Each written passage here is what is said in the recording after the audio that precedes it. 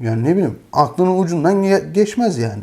Nabipya'dan müşteri geldi. Japon'a ben etli nohut yedirdim yani. Yani ne bileyim öyle insanlar geliyor. Alman bir arkadaşa çay demlemeyi öğrettim. Yani dedim bunu böyle yapacağım, bunu böyle yapacağım. Çay demlemeyi öğrettim. İyice gezgin oldun. Hostellerde yat.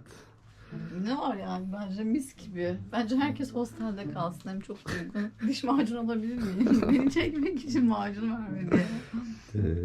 Gidiyorsun bugün. Seni 3 evetle diş macununa verip uğurluyoruz. Bana ürün yerleştirme. Evet, gençler ve daima genç kalan insanlar. Arkandan konuşacağım. Özlem hocanızı yolluyoruz artık bugün. İyice gezgin oldu bu seyahatte. Otostoplar çekti. Hostellerde kaldı. Eğlenceli, keyifliydi. Makedonya'yı böyle bir hafta falan gezdik. 8 gün falan gezdik Makedonya'yı. Şimdi artık ben başka bir ülkeye geçeceğim. Özlem de dönecek. Çalışıyor. Kızın spor salonu var. Orada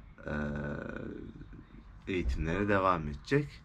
Biz de kendi işimize devam edeceğiz. Şu an hangi ülkeye geçeceğim inanın yani kafamda şöyle bir belki Sırbistan'a geçerim ama yani bugün mesela başka bir ülkeye de geçebilirim. Hatta burada da kalabilirim.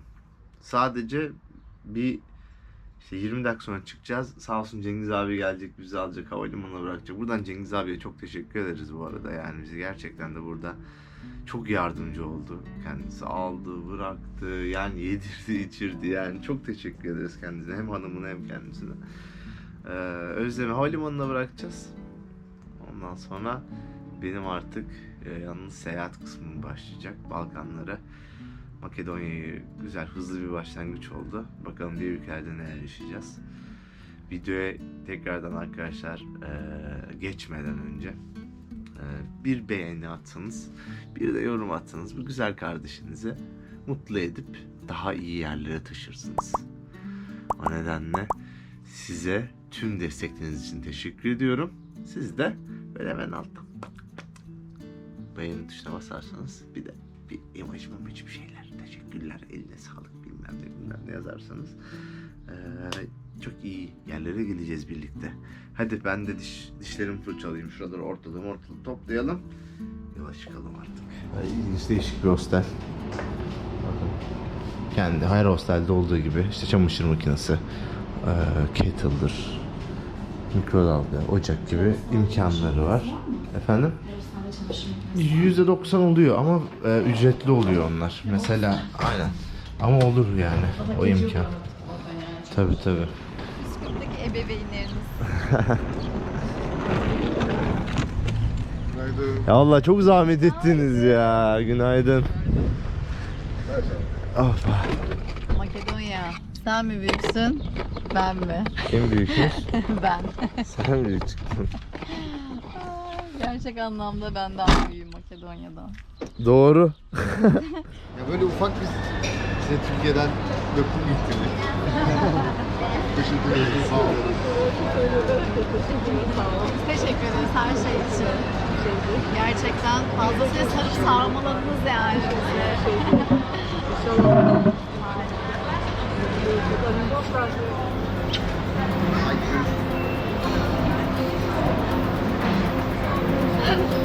Hadi sen bu işlemleri hallet. Öpüyorum. Allah'a emanet. Görüşürüz. Bir de bas. Evet, vay be gençlik. Özlem hocanızı yolladık. Ben şimdi nereye gideceğim? Alta yazın. Gerçekten de nereye gideceğimi şu an bilmiyorum. Burada mı kalacağım? Bugün ayrılacak mıyım? Göreceğiz bir şekilde. Bir şeyler olacak ama ilk bir plan program bir şeyler yapmamız şart gibi diyorum ama hiçbir şekilde plan program yapmıyorum. Vallahi ilginç bir şey oldu.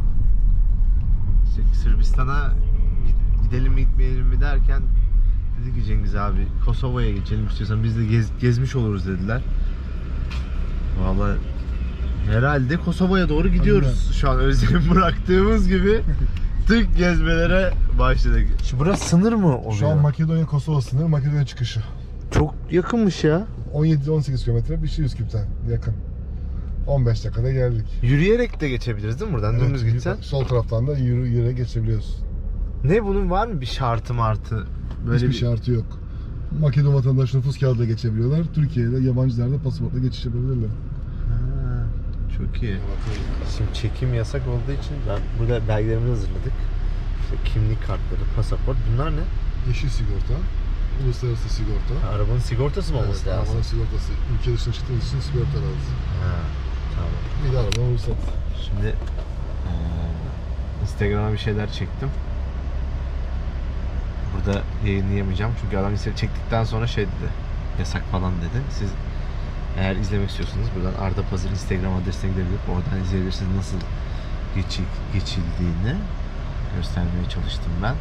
Ya bayağı otobandan geçer gibi aslında, hiç bir olayımız yok. Böyle gördüğünüz gibi yanında şimdi Cengiz abi belgelerini hazırladı. Polis görevlisine vereceğiz. Şimdi Kosova ile ilgili de arkadaşlar merak ettiklerinizi yazın, çizin. Genelde şey Şlop makinesi. Predsjedum dana. benim adımı söyleyeceğim. Da, Beşi otel beşi. Koy otel beşi. Hangi otel dedin? Dekoka mı istemek? Ha. In which hotel I was? I was in Kokova. I can show you. Dekoka, sorry. What is this? Giriş kartonu olması lazım diyor olmalı. Bu Kosovalı demek, Prizren. On nema da se vrati. Ki pomenu Albanija, Crna Gora, Srbija. Neye giriş kartı istedi ya? Başvuru kartonu var burada. Polis karakolunun bildirmesi gerekiyor diyor otelin diyor senin. Yabancısın diyor. Allah Allah. Kako? Ne Şey istiyor, yapma ne diyor. isteyeyim abi? Çekme Söyle diyor. Aha, tamam. Bekle, oluyor anlatacağım size. Geçtik, hiçbir şey olmadı ya. Bize akıl vermeyi indirmiş arabadan. Bir tane karton, siz de aklınızda bulunsun. Buradan sınırdan geçerken kaldığınız otel bir karton veriyormuş size. Bunu aslında Özbekistan'da da yapıyorlardı. Evet. Evet şeylerden. Arıyorlar hani bu geldi, bu gitti gibisinden. Nerede kaldığına Nerede kaldığına dair. Ama bize hiç öyle bir şey vermedi. Hostelde kalmıştık bu sabah. Kaldığımız hostelde vermedi yani hiçbir şey. Ama Cengiz abi bak sen konuştuğun için o dilde, bir de sizin orada Evet. işte bayağı buranın işte ID'niz olduğu için, kimliğiniz olduğu için girişi yaptık. Ama Hem Arnavutça hem Sırpça yazıyor artık. Cengiz abi dedi ki mühür vurdurmayalım çünkü Sırbistan dedi, özlemi andık ya. Sırbistan'a geçerken sorun olabilir dedi Kosova'dan. Kabul etmiyormuş sanırım Sırbistan Kosova'yı. O nedenle vurdurmadık mühür. Nasıl bilgisayarı işlediler dedi.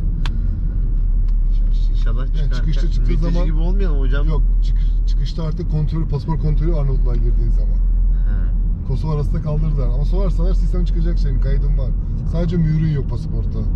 Ama kayıtlarda varsın. Hadi bakalım.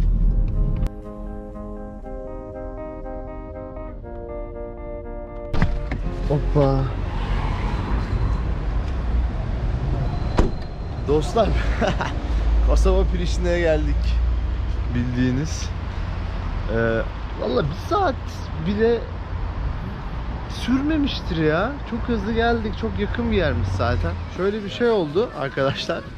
Instagram'dan burada 2 tane Türk hostel açmış sanırım. Dediler gel hani bir tanışırız, burada bir kalırsın falan dediler. Ben de tamam dedim, gelmişken hem tanışmış oluruz hem de ben burada editlerimi falan yaparım.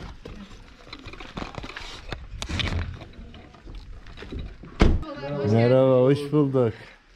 Nasılsınız? İyiyiz. Bir Türk bırakıp başka bir Türkiye gidiyorum buradan. İlginç bir şekilde. İyiyim. Kendine iyi bak. Abi kendine iyi bak. Kesinlikle İzmir'e bekliyoruz. Görüşürüz. Görüşmek üzere. Buyurun bir kahve ısmarlayalım. İçer Bir misin? kahve içelim. Çay içelim. Gelin. Arabayı burada bırakabilir miyiz? Arabayı şuraya çeksek daha iyi olur. Tamam.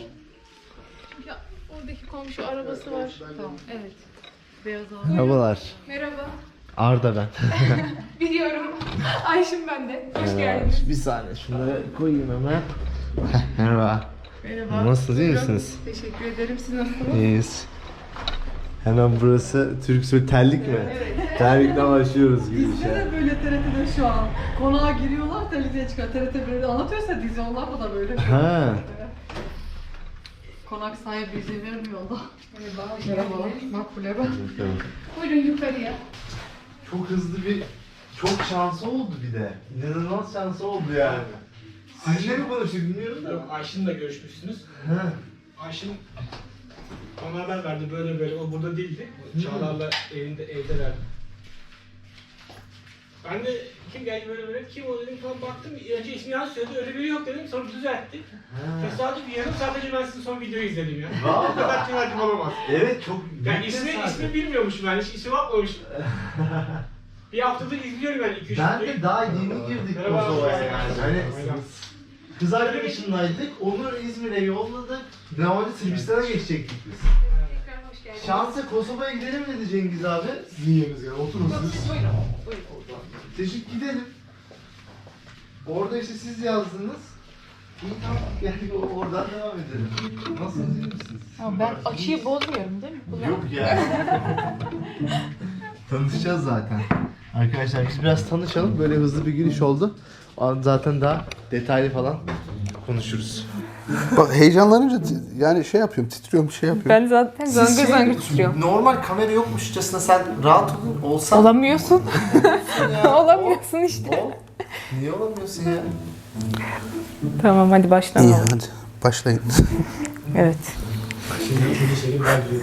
Evet sayın arkadaşlar, şimdi normalde bizim hayatımızın kesişmesi bayağı böyle bir şansa bir şekilde oldu. Ve o günde bugün oldu. Biz bugün direkt bir video çekelim. Hem ben hayat hikayelerini de merak ediyorum. Yani 2 tane Türk gelmiş ve burada bir hostel açmışlar yani. Bence çok değişik bir hikayesi var. Sorsan Türkiye'de kaç kişi yapmıştır, kaç genç bu yaşında böyle bir tecrübeye Tabii. girmiştir. Yani ben merak ediyorum, belki siz de merak edersiniz bu. Onun için biz böyle biz tanışacağız ilk önce. Tanışırken de hostel işlerini, biraz bu ülkeyi, yaşamı, hayat standartlarını, iyisiyle, kötüsüyle, her şeyle konuşacağız.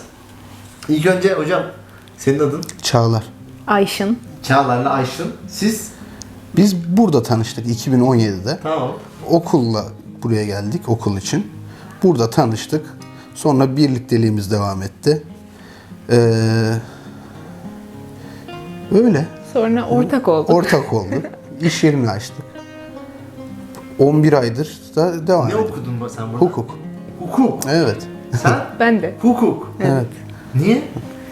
Vallahi burası denk geldi. Buraya geldik. Yani iyi ki de gelmişiz. Birbirimizi bulduk. Mesela ben burada hukuk okudum ya. Evet. Türkiye'de avukatlık yapabiliyor muyum? Evet, denklik alıp Denklik alıp, yapabiliyorsun. İşte burada da avukat olabilirsin. Burada da Evet. tabii dil sınavını Evet. geçersen. Şu an siz avukatsınız. Evet. Türkiye'den okudum. Elektrik elektronik mühendisliği. Ben adalet okudum.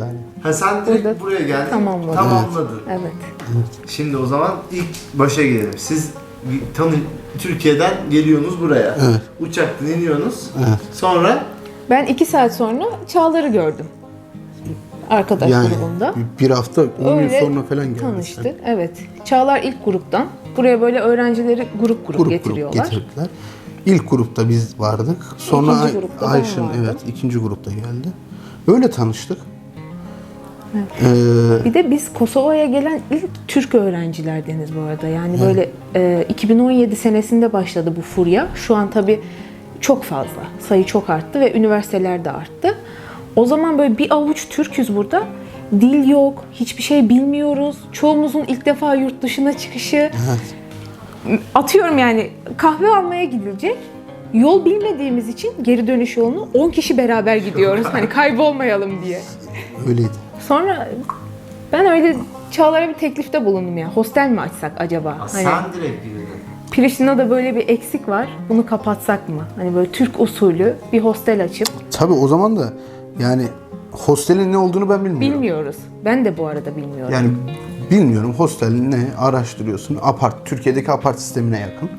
Ama Türkiye'de mesela bay bayan karışık değil, burada karışık. Bilmiyoruz da işte sorun olur mu falan filan. Ve baktık çok, talep çok. Talep çok. İşletme de var. İşletmelere gittim. Müşteri olarak gittim kaldım. Birer gece, ikişer gece. Sadece burası için değil, başka ülkelerde de. Baktım böyle. Dedim olur, yapılabilir. Tabii o yani yapılabilir de kolay bir iş değil. Uzaktan bakınca çok kolay. Gecen yok, gündüzün yok. Devamlı şeydesin. İş yerindesin. Yani bir elin devamlı burada. Evet. Öyleyiz. İlk aklımıza koyduk. Tamam hostel açalım dedik. Sonra artık bir Balkan turuna çıkıp Balkanlarda normalde otelde kalacaksak hostellerde kalmaya Yani başladık. Bir görelim bakalım nasıl. İmkanları nasıl? Neler var, neler Kim yok? neler yapmış. Hostel ne? Önemli olan o. Yani. Evet. Hostel ne? Priştine'de ilk bu açı nasıl fark ettin yani? Nasıl fark ettim? Burada çok meşhur bir hostel var. En eskisi. Adam artık böyle kapıdan müşteri gönderiyordu. Hani o kadar dolu ki satacak yatağı yok. Sırada bekliyorlardı. Dedim burada açık var demek ki yani. Orada mı İlyas'la tanıştınız? Evet, orada da İlyas'la İlyas'la tanışıyor. Sonra da ben tanıştım işte. İlyas da gerçekle değil mi? Evet. Orada tanışıyor. O hostel, o bütün Güney Evet. Amerika ikilisinden de kaldığı hostel. Aynen. Siz orada Meşhur o hostelde hostel. niye kaldınız? Ev sahibinden sorun yaşamıştı Ayşin. Ben Evet. Türkiye'deydim o sıra.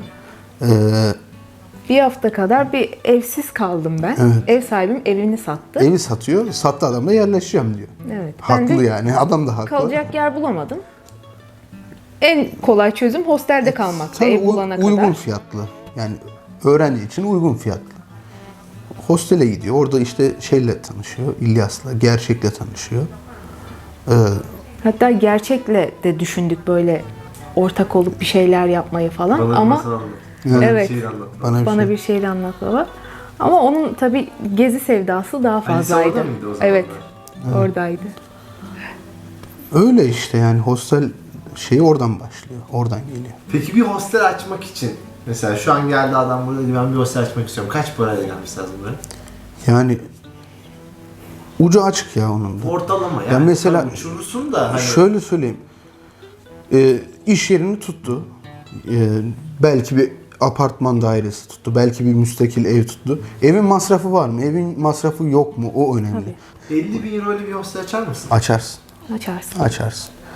Yani biz 33 bine mal ettik ama evin de masrafı vardı. 50 bine açarsın. Biz tadilatta İyi yaptık. çalışırsan ne kadar da çıkarırsın? Ya şimdi onun ucu açık. Çalıştırmana bağlı, temizliğine bağlı, ilgilenmene bağlı. Gelen müşteri bir günlüğüne geliyor ama senin ilgin, alakan, ne bileyim temizliği. Adam diyor ki ben bir geceliğine geldim, bir hafta kalan da oluyor. Temiz yer diyor. Ona da bağlı. Ama yani bence 1,5 senede rahat bir şekilde çıkartırsın 50 bin euroyu yani. Güzel. Güzel. Zor tabii her şey. Zor. Her şeyden Herkesi önce. memnun edemiyorsun. Tabii canım yani imkanı yok. En büyük sıkıntı neydi tüm bu serüvende? Booking'in kapatılması. Aynen Booking'in kapatılması. Müşteri hizmetlerini alıyor Ayşin. Onlarla görüşüyor. Diyoruz yani kendimizce 1-2 güne açarlar. Bir yanlışlık var, konum doğrulama. Onlar da öyle söylüyorlar bu Yani arada. Ayşin ilk görüşünde dedi ki 24 saat içinde çözülecek. İyi dedik yani bir gün bir şey olmaz. Abi 98 gün sürdü o bir gün. O bir gün 98 gün sürdü. 98 gün boyunca ben Booking'i aradım. Her gün. Her gün. Sabah, Yani öğle, akşam. Usanmadan aradım. Artık bütün çalışanlar bizi biliyordu. Hatta Amsterdam'da çalışan bir Türk vardı, Orkun Bey. Dua ediyordu ya. En son dedik ya ben gerçekten size dua ediyorum dedi. Ofise geldiğimde sizi anlatıyorum. Ya Moonlight Hostel açıldı mı? Rezervasyona diyorum arkadaşlarıma dedi adam. Bir kişiyle 2 kişiyle dönecek bir iş değil. Çünkü burada devamlı sirkülasyon olması lazım. Evet. Devamlı sirkülasyon olacak. Gelen giden olacak. Gelen memnun kalacak. Burada uzun süre kalacak. Yani bir kişiyle 2 kişiyle ne bileyim 10 kişiyle sürmez. Peki burada şirket mi açtınız? Ne oldu? Tabii tabii. Nasıl oldu o işlemler? Nasıl ettiniz her şeyi? Ya muhasebecimiz vardı. Onun yanına gittik. Yani zaten yatırımcı olarak gittiğin için her iş kolay. Tabii. Belirli Destek oluyor yani. Yani Kosova o konuda. belirli bir bütçem var. İş yerin var hazır. Ben İş yerini bugün tutmuşsun. 20 bin koydum euroya geldim buraya. İlk nereden başlayacağım bu işi açmaya? Yani Şirket açmaya. önce güvenilir bir muhasebeci bulacaksın. O seni yönlendirecek. Evet. Ne işle ilgili? Hostelse diyecek kardeşim sen bunları tamamlaman lazım. Ona göre şirket Türkiye'den geliyorsun işte aynen ona göre şirketin açacak. ID'ne başvuracak oturum kartına. Yani Bir oturum kartı almak zorundasın. İş yerin var. İş yeri açınca direkt bir oturum kartı mı veriyorlar size? Yani Onunla başvuruyorsun. yatırımcısın sen. ID kartın olması lazım. Çünkü burada yabancısın. Yabancı uyruklu birisi. Türk vatandaşısın. Kosova vatandaşı değilsin. ID kartını çıkartır muhasebeci. Şirketini açar. Seni yönlendirir. Neyi nereden alacağını, yani o bura vatandaşı. Öyle yardımlarda bulunur. Öyle. Kaç gün sürdü bu şirket açma mevzuları? Belge tamamlamak. Bir hafta ya. Yani maksimum diyelim. Bir hafta sonra yasal olarak Şirket. yerini tut, Şirketim var. dükkanı Yok, zaten yerimiz tutmuştuk. İlk yeri tutmuştuk İlk zaten. yeri tutmuştuk. Biliyorduk çünkü kısa süreceğini. İlk yeri tuttuk. Yatakların şeyini verdik, siparişini. Ne bileyim işte. Bu koltuğun... Nasıl mesela burada iş yapmak, buradaki insanlarla iş yapmak nasıl bir şey? Yani Biraz zor. İnsanlar çalıştırmak. ya çalışan o da yani sana kalmış ya. Nasıl söyleyeyim? Çalışan bulabiliyorsun. Memnun kalacak mı? Şimdi çalışanın memnun kalması lazım. Evet, sen çalışandan memnun kalmıyorsun. Yani çalışanın memnun kalması lazım. Evet. Öyle. O biraz şey. Onlar iş seçiyorlar yani. Sen işçi seçemiyorsun burada. Ya Balkanlar, Yok mu Balkan'da? ya işsizlik şu şekilde. Herkes, yani bütün iş yerleri eleman arıyor. Sorsan işsiz insan çok. Yani çalışan Hiç yok. beğenmiyorlar adamlar. O yüzden şimdi Ayşın sağ olsun bütün işi yüklendi, yani omuzladı. Sen götürüyorsun. Sen ne yapıyorsun bu ara? Valla akşamları ben oluyordum. Bayram abi var. Şimdi akşamları o duruyor. Sabah ne yapıyorsun? Sabah aynı zamanda çalışıyorum ben işte. Motor sürüyorum. Günde 13 saat. Çok zor değil mi ya? Aynen. Otokuryelik. Mesela şeyi ben merak ettim. Yani anlatıldığına göre işleyen bir hostel düzeninde güzel para kazanırsın gibi. Evet. Matematik olarak baktığında. Güzel kazanıyorsun. Motor kuryede de mi çok güzel para var abi? Ya şöyle. Hosteli açtıktan sonra bu kapanmada borçlandım. Borç ödüyorum. Sonra yatakları yaptırdık. Bilmiyorum, gezdin mi odaları? Bizim ilk yaptırdığımız yataklar ahşap. Şimdi demir yaptırıyorum. Evet. Ona bir borçlandım tekrardan. Çünkü hep nakit. Hosteli buraya taşımak da bir masraf. Yeni evi tut, kirasını öde, depozitosunu öde. Kaç kez nakliye getirdiniz? 3 kez mi? kez. 3 kez nakliyeyle buraya gel. Taşırken epey bir masraf. Buranın da bir masrafı vardı. Epey bir borçlandım. Yani onu kapatıyorum şükür Allah'a. Öyle yani. Güzel. Türk milleti de çalışmayı seviyor. Çalışıyorum, rahatım. İşte dediğim gibi gündüz Ayşin işi bitiriyor. Sonra yani çalışma saati hostelde 3 saat. Önemli olan. Temizliği yaptıktan sonra geçiyorsun, oturuyorsun. Sadece gelen müşteriye hoş geldin, karşıla, yatağını göster, tuvaleti, banyoyu göster, ortak kullanım alanını göster. Olay bitti. İlk şeyi nasıl yani? İlk kapital nereden geldi? Yani İlk hosteli açacağız deyince mesela ben hosteli açacağız dedi. Evet. Nasıl bir tepki aldın? Para bilmem ne bu işleri nasıl ya zaten çözecek? maddiyat vardı. Yetmedi. Birikimimiz yani vardı birikimimiz vardı. Şeyden mi? Aileden mi yani? Yok, kendimiz Aileden yani burada da çalıştığımız. iş yerimiz vardı işte çalıştığımızdan. Biraz borsada işledik. Ondan öyle. sonra yettiğini yetirmeye çalıştık. Yetmediği yerde aileden destek aldık. Öyle yani. Peki mesela kafanızda kurdunuz, dediniz ki atıyorum 20x ben burayı kurarım dediniz. Yok işte Evet. demek istediğim şu. Ne oldu orada? Ucu O açık abi, matematikte yani. Nasıl şeyler var? Bir hesap hatası oldu mu yani? Hesap hatası Şükür. olmadı. Bizim yaptığımız hata şu. Her şeyi nasıl söyleyeyim sana? Ya Sıfır çeyiz ve güzel lüks gibi aldık. yaptık. Sıfır ve lüks aldık. Yani bir başka bir hostele gittiğinde ne bileyim şu koltuğu gidiyor adam ikinci elciden alıyor. Gidip de yani bunu yaptırmıyor. Ben bunun hepsini yaptırdım. Ne bileyim masasından tut şuradaki bar masasına kadar. Bunların hepsini ben yaptırdım. Çeyizimi açayım mı? Aç. Yani böyle bir bıçak seti mesela hiç gördün mü? Bir hostelde. böyle bir şey. Ne Yani şeflerin yok böyle bıçağı. Vay vay. Gerçekten vay, her şeyi set olarak aldık. Çok özendik. Ama iyi mi ettik, kötü mü ettik bilmiyorum. başlarken güzel başlayayım dedin. Evet. En önemli şey olan sanırım yatakta bir sıkıntı yaşadınız. Evet, yatakta Hostelde açık açık dolandırıldık aslında. yani hostelde şu. Gelen insan yatağa para veriyor. Tabii. Burada gelip sohbete muhabbete para vermiyor. Tamam, sohbeti muhabbeti bu işin şeyi. Ne bileyim ekstrası, artısı. Ama yatağa para veriyor. Yastık çok rahat diyor. Yorgan diyor çok güzel. Nevresim çok güzel. Tertemiz diyor. Yatak arası dar. Adam yattığında rahat edecek. Biz buna bu adama ölçüyü verdik. Adam yani nitelikli dolandırıcı. Evet. Bir güzel jelatinlemiş, böyle streçlemiş falan fistan. Anlatamam yani, dedim ki adam zarar görmesin diye çok şey yapmış. Dedim herhalde böyleyse kaliteli bir şey geldi. Yani adamı da o kadar methettiler ki demek ki şeymiş.